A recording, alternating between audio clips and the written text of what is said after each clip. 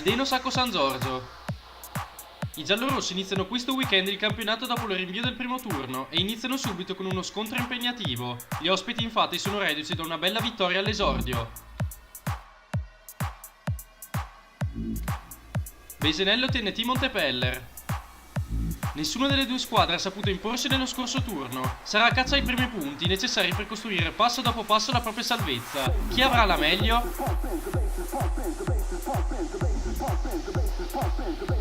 Castel San Giorgio Mattarello.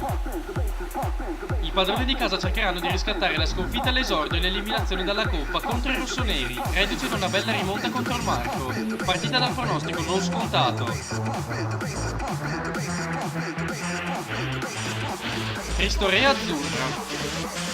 La rocambolesca sconfitta contro il Bolano deve essere da lezione per non sbagliare contro i giallorossi. I padroni di casa riusciranno a trovare il secondo successo consecutivo?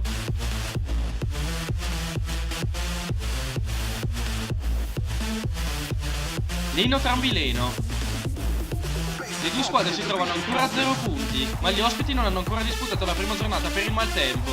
La freschezza atletica del Trambileno sarà decisiva in questo incontro? Marco Ozzolo Maddalene.